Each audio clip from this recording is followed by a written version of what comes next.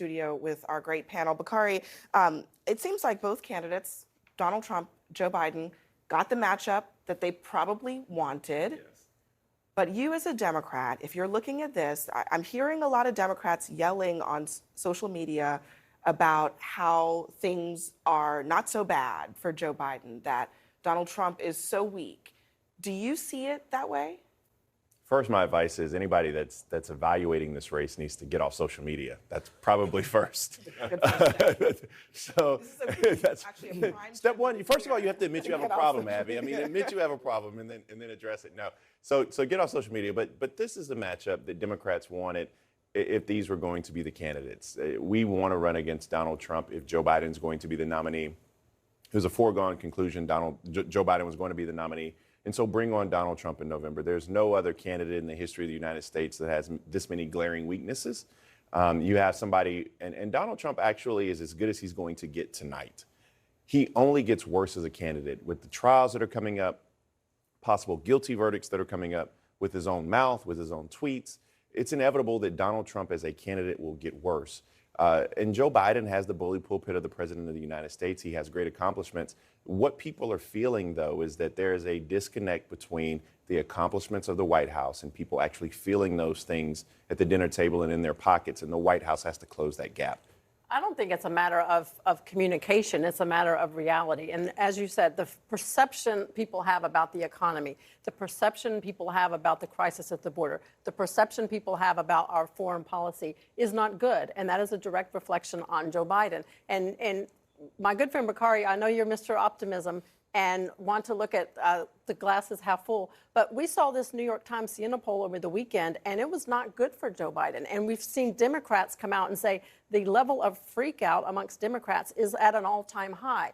And the biggest takeaway, I think, out of that Times poll is that when voters were asked, do you feel personally better off with Joe Biden? People say they were more personally hurt with Joe Biden's policies, whereas with Donald Trump, they say they feel better personally with Donald Trump's policy. So it's the policies of Donald Trump that are winning over. There's a caveat to Democrats freaking out because we're proverbial bedwetters. I mean, we that is what we do. In order to be a Democrat, you have to have a set of pearls and you have to clutch them religiously. So wouldn't it be wise to be a little bit of a bedwetter in this kind of environment if the stakes are as high as Joe Biden says? Yeah, it's always wise to run scared. But, I mean, my good friend Alice said she wants to deal in reality. That's what people say when they're about to dig you in the South, okay? If we ever say, bless your heart, or my good friend, that means that the right hook is coming.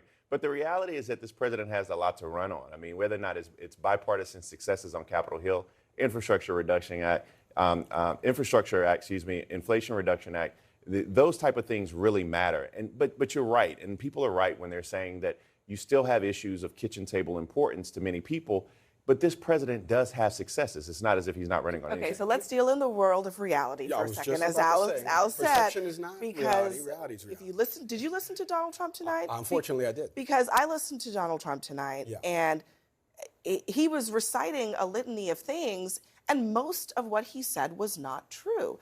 He wants to talk about his accomplishments, but he's not telling the truth about them. Well, look, I live in La La Land, which is Florida, so they believe all of that. They eat it all up. Perception is not reality, as I told my father. Reality is reality, Dad. And unfortunately for Donald Trump, and I heard David Urban say this tonight, he was mentioning about how that is a general election candidate speech. No, it's not. And maybe it's because I work for the other network down the street, and I live in the buzzwords and phrases, and those things are repellents to me. But if he's going to message like that for the next 9 months, and he thinks that swaying the Haley voters that voted for her right now in this primary is going to sway them back. Now, maybe they're like Finding Dory, and they forget about all this, and in 9 months they just vote R all the way down the ticket, all the way back up. But that speech that he gave tonight is reciting the greatest hits, and it doesn't focus on what you want to target from a moderate and independent standpoint, which is some of the issues. Speak about the actual issues. Yeah, there is a crisis at the border. CBP has said it. Speak about it. Don't speak about buzzwords and phrases and give us all this other rhetoric and language that we know is not proven true. He is not messaging properly to the folks that in November he's going to need to come over. And look no further than what happened in Tom Swazi's district up in Long Island. right? Another candidate that was put up by the MAGA party, and they lost. So maybe the trend continues where these candidates keep getting shot down. You know, I would argue, though, to truly understand what's going to happen over the coming months and heading into November is that you can't look at the playbooks that we have come to know from previous elections. We know that Donald Trump is going to go out and list of litanies of falsehoods. Like, we know that's going to happen. We also know that when you look at the data, that Republicans, or certainly a majority of them, are okay with that. They're fine with not living, quote unquote, in reality or dealing with the truth. I mean, the end goal is to win. And I do think that, you know, Donald Trump, when he goes out and does these speeches and does these rallies, he's winning. Who's not winning is when Joe Biden goes out there and he's very quiet and he's mumbling at times. He is not winning. So I do think that, you know, Biden, you know, we talk a lot about his age, but it's really, you know, his age is really him getting out there publicly. And it's an important point. It's going to be up to Joe Biden to counter Donald Trump. He can't replace himself in this. He's the principal. Donald Trump, just breaking news for everybody watching. Donald Trump is old too. I mean, we forget that. 3.5 years But he talks enough about not being old, so it makes Joe Biden look older. But we're not learning anything from this because these are primary voters that were already going to vote for him. This was never an issue of messaging for Nikki Haley. It's a math problem. 100 minus 40 is 60. He's got 60, and in some cases, 70 and 80%. Slow down now. You just. But here's the There's a lot of math going on here. Too much. This was never an It's too issue. much for 12 o'clock. I heard Trump's speech much differently than I guess some other folks sitting up here did. I heard him as measured, as reasonable, as someone who understands now the next goal is to unify not just the Republican Party, but this country. And look, anyone who didn't think this night was going to end like this underestimates Donald Trump and does not understand Republican voters, because Republican voters believe everything he says, to your point, and they believe his policies, but they also understand Alice, he's touching on issues that are important to them. He's touching on issues that are important to them, but he is not telling the truth. That's a really big problem. I mean, he says it in a subdued tone of voice, but what he is saying is fundamentally untrue.